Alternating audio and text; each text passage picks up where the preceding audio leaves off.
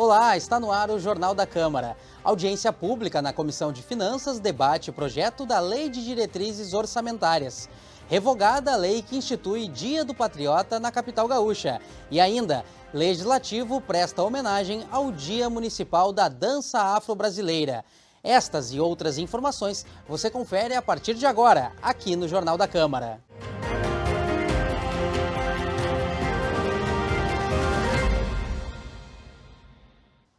A Comissão de Economia e Finanças realizou audiência pública nesta terça-feira para debater o projeto da Lei de Diretrizes Orçamentárias para 2024. Com previsão de 11,4 bilhões de reais entre receitas e despesas, a LDO estabelece metas e prioridades para a Lei Orçamentária Anual, a LOA. De forma geral, a Lei de Diretrizes Orçamentárias define o planejamento da atual gestão do Executivo, que consta no Plano Plurianual entre os anos de 2022 e 2025. O instrumento orienta a elaboração da LOA, a Lei Orçamentária Anual.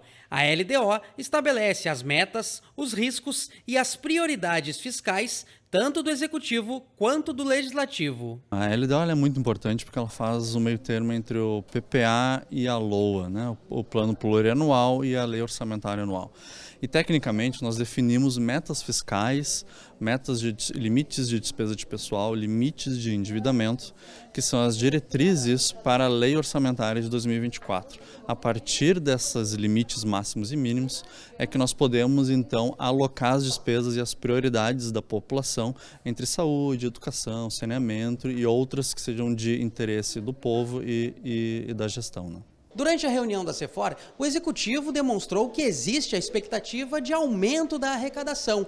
No ano passado, a LDO previa uma destinação na casa dos 10 bilhões de reais. Já para 2024, entre receitas e despesas, o governo municipal espera chegar aos 11,4 bilhões de reais. Aqui em Porto Alegre, a Secretaria de Planejamento e Assuntos Estratégicos organiza o projeto e a Secretaria da Fazenda executa as demandas previstas na LDO. Então a gente percebe que sim, houve um incremento, uma perspectiva de incremento em torno de 1 bi da receita, e é importante observar que o lado da despesa também ele tem um crescimento em relação ao IPCA, todos os contratos são reajustados, então a ideia é que nós possamos colocar as políticas públicas na rua. É importante destacar que a Prefeitura tem uma sanidade muito boa em relação às suas finanças, nós estamos equilibrados e precisamos manter dessa forma. Primeiro, é equilibrar as finanças, isto é, você não pode gastar mais do que arrecada. Isso é um princípio elementar de gestão pública, isso o prefeito Melo tem buscado, mas além disso também o propósito de racionalizar a máquina pública, reduzir custos com melhores resultados, buscar financiamentos internacionais, que os juros são muito mais baixos que os financiamentos nacionais. Enfim, é toda uma peça articulada. Oficialmente, a Lei de Diretrizes Orçamentárias foi protocolada no Legislativo no último dia 18 de agosto. Na ocasião, o prefeito Sebastião Melo disse que para 2024, a LDO não previa o aumento da carga tributária. O documento ainda determina os critérios para a apresentação e avaliação das emendas parlamentares impositivas. Então, acho que esse é o grande desafio, a gente entender o que vem nesse plano macro, por que as receitas estão com essa perspectiva, por que algumas prioridades foram colocadas pelo governo, aonde ele está colocando a parte dos incentivos e dos investimentos, para que depois, quando a gente pegar a LOA, a gente consiga ter mais detalhes daí em que áreas estão sendo prejudicadas, que áreas estão sendo beneficiadas. Ainda a LDO ainda é um projeto muito macro, para a gente conseguir ter a perspectiva de entender qual é realmente o direcionamento do governo para 2024. Depois de acompanhar a apresentação da LDO, os vereadores integrantes da CEFOR disseram que irão acompanhar de perto as áreas e os setores escolhidos como prioridade para os investimentos da Prefeitura. A Comissão de Urbanismo tratou no encontro de terça-feira sobre a concessão dos serviços do Departamento Municipal de Água e Esgoto. A medida é autorizada pelo Marco Legal do Saneamento, aprovado em 2020 pelo Congresso Nacional. Vamos saber mais detalhes com o repórter Gilberto Caeteano. Olá, Gilberto. Olá, Matheus. Na reunião da COTAB, que teve transmissão ao vivo pela TV Câmara, representantes do quadro de servidores do DEMAI criticaram a concessão dos serviços da autarquia. De acordo com eles, o órgão foi alvo de sucateamento intencional nos últimos anos. Sandra Darui, coordenadora do Conselho de Representantes Sindicais do DEMAI, argumentou que, ao invés da parceirização por 35 anos, seria necessário, o caminho mais correto seria a realização de concursos públicos para repor o quadro de servidores que atualmente está defasado, bem como a destinação de investimentos para o departamento, que tem atualmente em caixa quase 300 milhões de reais. A gente é contra porque, na verdade, ele é um projeto político, ele não é um projeto técnico, então ele já passou pelos técnicos do DEMAI e todo o corpo técnico do DEMAI é contra o processo. Então nós já passamos, inclusive, com um abaixo-assinado com os servidores. O DEMAI agora ele tem 3.000 vagas, né? Ele tem 1.000 cargos, mas ele está só com 1.200 servidores, mais ou menos, mais alguns adidos e CCs. Então ele não chega a mais de 1.400 pessoas. Então nós temos mais de 1.500 cargos vagos. Então, na verdade, o que está acontecendo é que há muitos anos o DEMAI vem sendo sucateado com a justificativa de que para privatizar, conceder, parceirizar, né, que seja lá o que eles queiram chamar o projeto. Matheus, esta pauta foi proposta pela vereadora Karen Santos, do PSOL, que é presidente da CUTAB. Eles querem conceder o serviço de drenagem, de esgotamento, e da água ainda permaneceria com o DEMAI, que é o serviço mais caro hoje, né, de ser efetivado, que é a captação da água do Rio Guaíba. Ou seja, tem diversas polêmicas, diversas contradições naquilo que foi apresentado pela Prefeitura, e nesse sentido que os trabalhadores do DEMAI, né, organizados no CORES, nos trouxeram, né, um diagnóstico, né, de como é que está a prestação do serviço, qual é a qualidade do serviço que é oferecido em relação aos parâmetros nacionais, como hoje estamos em relação ao caixa do DEMAI, né, que sempre tem aquela discussão de ser um caixa superavitário, então por que conceder isso para a iniciativa privada ao invés de pegar esse recurso, né, que são quase 300 milhões, e não reinvestir na qualificação da rede de profissionais? Nenhum representante do DEMAI compareceu ao encontro. O vereador Pablo Melo, do MDB, integrante da base do governo, comentou que a gestão está aberta ao diálogo e as questões devem ser tratadas de forma técnica. Como encaminhamento, a presidente Karen sugeriu uma conversa com a Prefeitura, com mediação da Procuradoria-Geral do município, bem como uma reunião com o prefeito Sebastião Melo. Eu volto contigo no estúdio. Obrigado, Gilberto. A Comissão de Direitos Humanos do Legislativo abordou novamente o edital para a eleição dos conselheiros tutelares. De acordo com os candidatos, restrições quanto à divulgação de dados dos postulantes ao cargo podem prejudicar centenas de concorrentes. Uma reunião de emergência será marcada entre o Conselho Municipal dos Direitos da Criança e do Adolescente, responsável pelo pleito, e a Prefeitura. A escolha dos conselheiros tutelares está marcada para 1º de outubro. Diversos candidatos ao Conselho Tutelar participaram da reunião da SEDECOM desta terça-feira. Eles reclamaram dos editais já lançados pela Prefeitura para concorrer a uma das 50 vagas distribuídas entre as 10 microrregiões de Porto Alegre. Segundo os candidatos ao Conselho Tutelar, entre os pontos mais polêmicos do edital de eleição está o que proíbe a divulgação de informações como fotos e também telefone no santinho, o material que é usado na eleição. Além disso, eles consideram inconstitucional o artigo que também proíbe a manifestação pública de servidores de Porto Alegre sobre o candidato que eles apoiarão durante o pleito. E também as questões que a gente ficou pendente aqui, que é o informativo de fato daquela questão. Como votar no Conselho Tutelar de Porto Alegre, né? A gente teve, em 2015, uma média de 15 mil pessoas votando. Nós tivemos depois, em 2019, uma média de 45 mil pessoas votando. Foi uma grande expansão.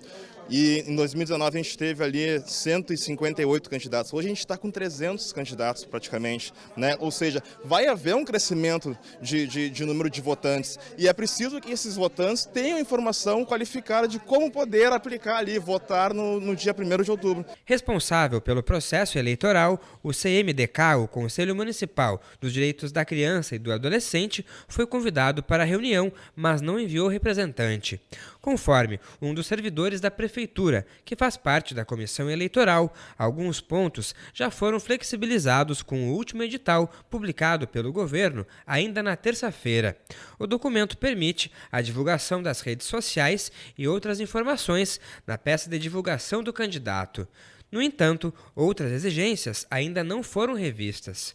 O servidor esclareceu que as medidas seguem orientação do Conselho Nacional dos Direitos da Criança e do Adolescente e também do Ministério Público. O secretário adjunto de Desenvolvimento Social, responsável pela gestão da eleição, afirmou que será marcada uma reunião com o CMDK para atender às necessidades dos candidatos. O nosso papel aqui é de contribuir nessa intermediação dos candidatos ao Conselho Tutelar, né, naqueles que têm interesse nesse processo, e o CMDK. É o nosso compromisso que nós deixamos aqui de já chamar o CMDK ainda hoje, mais tardado amanhã de manhã, para que a gente possa conversar, levar para eles todo esse processo que ocorreu e aí sim buscar um entendimento entre o Conselho e os candidatos que aqui estavam.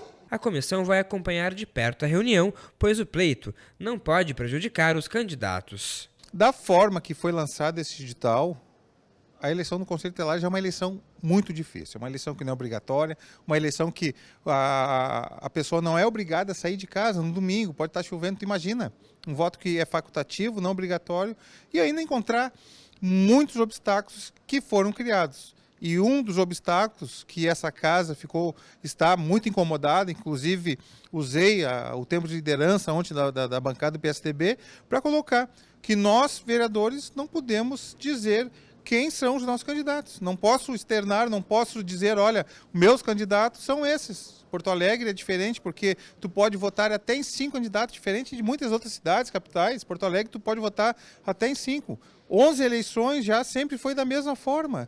Deixa como está. Já na Comissão de Saúde, os vereadores voltaram a abordar a construção das unidades Leopoldina e Coima.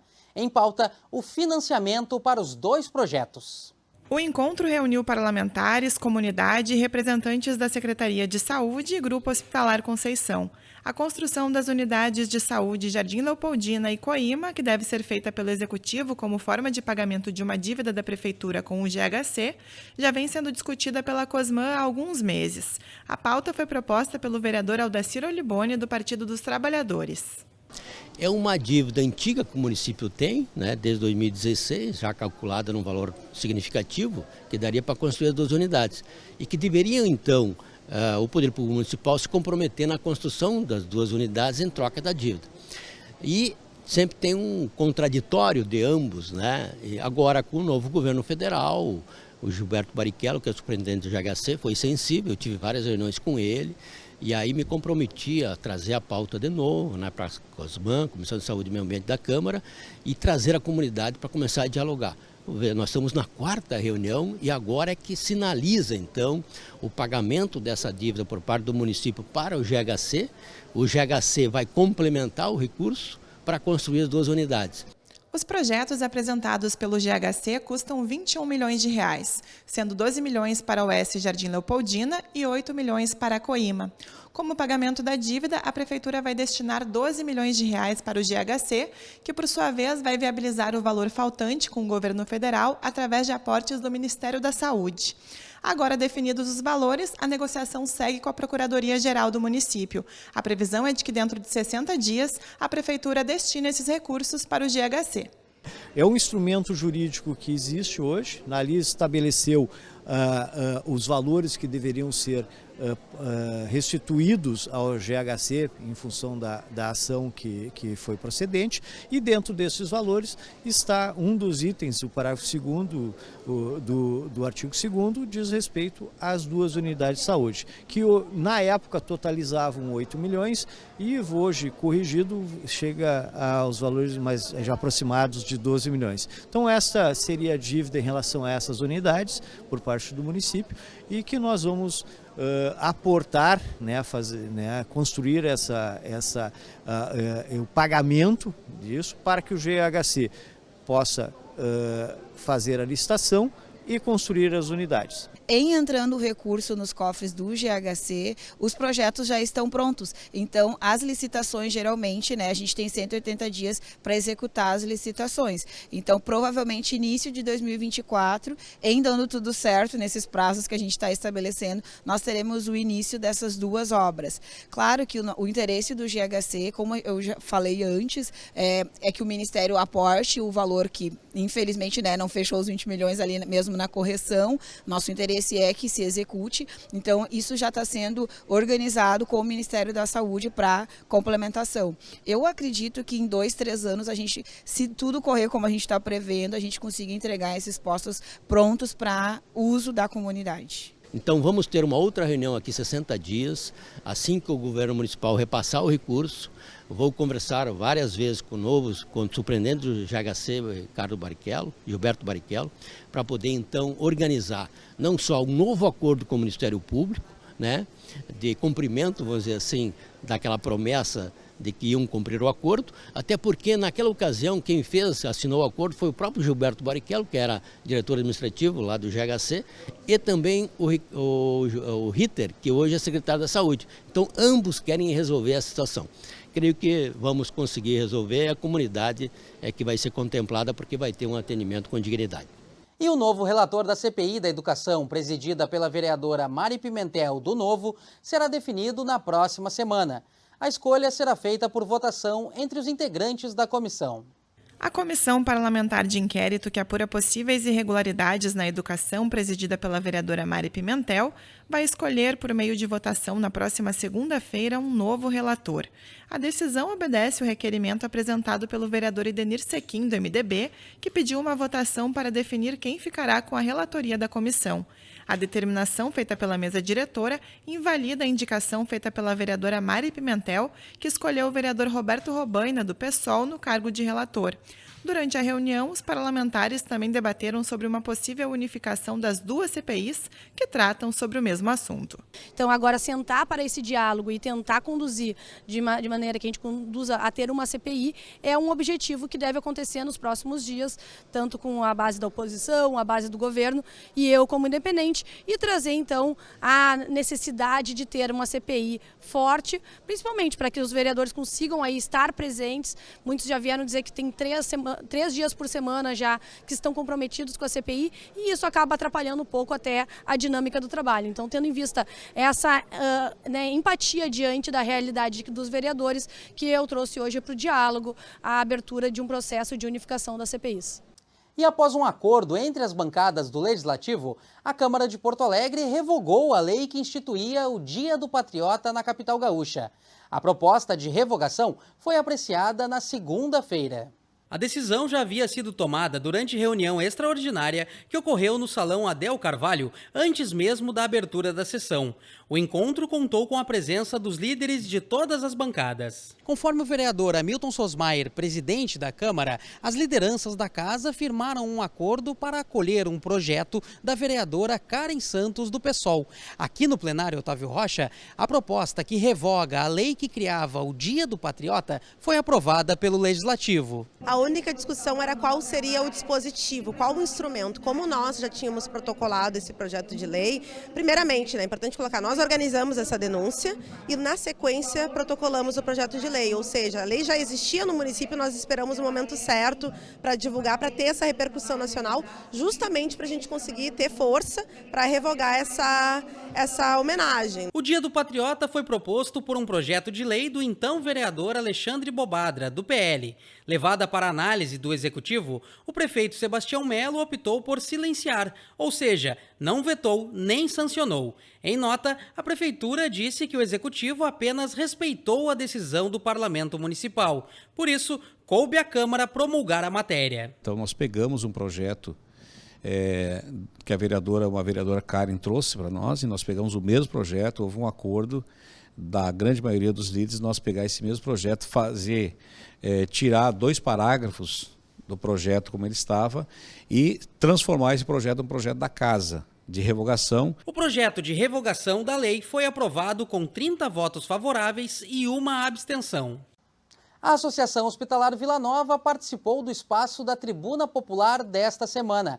A instituição pediu apoio do Legislativo para garantir o encaminhamento de 2 novos projetos na área da saúde em Porto Alegre. Fundado em 1965, o Hospital Vila Nova fica na zona sul de Porto Alegre. A unidade recebe moradores de toda a capital gaúcha.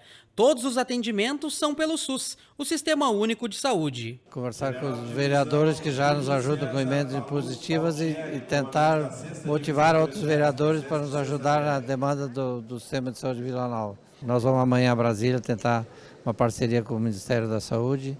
Já conversamos essa semana aqui em Porto Alegre e esperamos voltar lá com boas notícias, tanto para o Parque Belém, os Sinos de Belém, tanto para o Bloco Cirúrgico Novo do Hospital Vila Nova. Desde 2002, a Associação Hospitalar Vila Nova administra diversas unidades de saúde em Porto Alegre e também em outros municípios do território gaúcho. Para ampliar os atendimentos e reativar algumas áreas, a entidade busca apoio do Legislativo para encaminhar novos projetos. Nós temos 2 projetos grandes agora que vão mudar o visual do Vila Nova, que é um bloco cirúrgico com 8 salas, que a gente quer fazer mais 30 mil cirurgias ano, para zerar a fila de espera, que tem mais de 110 mil pessoas esperando cirurgia. Junto com os outros hospitais, a gente vai atingir essa meta. E nós compramos o Hospital Parque Belém, que hoje é Sinos de Belém, num leilão, e a ideia nossa é abrir o Hospital Sinos de Belém para cirurgia de traumato, neurologia, internação clínica e cirúrgica, mais dependência química. São 400 leitos a mais para a cidade de Porto Alegre. A Associação Hospitalar Vila Nova participou da sessão de segunda-feira. No espaço da Tribuna Popular, apresentou os trabalhos realizados pela entidade. O 25 de agosto marca o Dia do Soldado. A data foi destacada durante a sessão de segunda-feira. Com a presença de militares nas galerias do plenário Otávio Rocha, o parlamento homenageou o Exército Brasileiro. Por iniciativa da vereadora Mônica Leal, a homenagem marca a data do nascimento do Marechal Duque de Caxias, o patrono do Exército Brasileiro. A parlamentar destacou as ações desempenhadas pelos soldados. Quando a população precisa recuar diante de uma situação de perigo, os nossos soldados são treinados para avançar, preparados para enfrentar o que vier pela frente. Eles estendem a mão amiga em diversas situações que precisam de apoio urgente, como em calamidades públicas e desastres naturais. O comandante militar do Sul agradeceu a homenagem. O general Hertz Pires do Nascimento enfatizou que o 25 de agosto também deve ser uma data lembrada em benefício da paz e unidade nacional. O Exército Brasileiro sente-se honrado estando na casa do povo, até porque nós viemos do povo brasileiro, fazemos parte da mesma sociedade e estamos aqui para defendê-lo. Muito obrigado a todos pela homenagem aos senhores vereadores e às senhoras vereadoras. E a lei que regulamentou a profissão de corretor de imóveis completou 61 anos. E nesta segunda-feira, na sessão plenária, os vereadores lembraram a data e homenagearam os profissionais do setor. Proposta pelo vereador Márcio Binzeli, a homenagem destacou a importância da atividade de corretor de imóveis, que trabalha diretamente com a construção civil. A profissão foi regulamentada pela Lei nº 4.116, de 27 de agosto de 1962, quando também foi criado o Conselho Regional de Corretores de Imóveis da Terceira Região, o CRECI-RS. E hoje nós prestamos homenagem a esta categoria que trabalha o dia a dia da realização, muitas vezes, do sonho de uma vida inteira, qual seja o sonho da casa própria. Estamos falando aqui de compra e venda, locação, gestão de condomínios, avaliação de imóveis, todo este trabalho que é feito em torno da moradia, da morada das pessoas. Hoje as pessoas elas vivem nas suas casas, não é? Ou ela paga o aluguel ou ela é proprietária, ou ela vive com a família, né? E o corretor de imóveis, né, tem ali aquele desafio de aproximar interesses, de realizar negócios. Participaram da homenagem diretores do Conselho e profissionais do setor. O profissional corretor de imóveis é um profissional extremamente importante dentro da sociedade como um todo. É um profissional que muitas vezes passa pelas suas mãos famílias que depositarão as economias de uma vida inteira. Então, cabe ao corretor de imóveis zelar por esse patrimônio, fazer a negociação da forma mais transparente e mais ética possível. Celebrado em 18 de agosto, o Dia Municipal da Dança Afro-Brasileira também foi lembrado pelo Legislativo. Na sessão de segunda-feira, os vereadores prestaram homenagem alusiva à data. O plenário Otávio Rocha foi palco de uma apresentação de dança afro-brasileira. Em destaque, a representação da arte das mulheres negras que vivem na periferia da capital gaúcha. Essa data é preta e periférica. Essa data, ela surge dentro do movimento Meninas Crespas.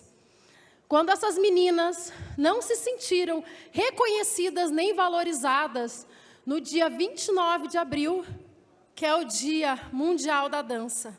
Nessa data, nós nunca éramos chamados para fazer nenhuma apresentação. Lembravam da gente apenas em novembro. E aí começamos a nos questionar. Por que lembram de nós só em novembro, se a nossa dança existe, resiste e persiste o ano inteiro?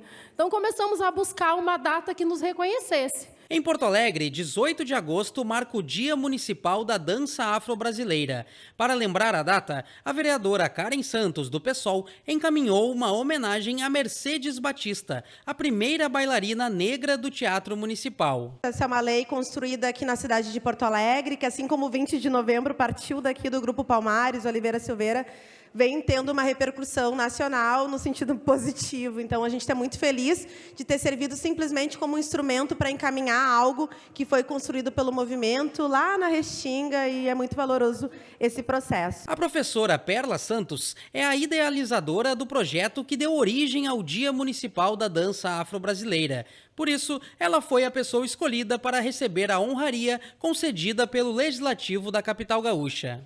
E o Jornal da Câmara de hoje fica por aqui. Confira mais notícias do Legislativo nas nossas redes sociais e também no site da Câmara de Vereadores de Porto Alegre. Muito obrigado pela sua audiência. A gente se encontra na próxima edição. Até lá!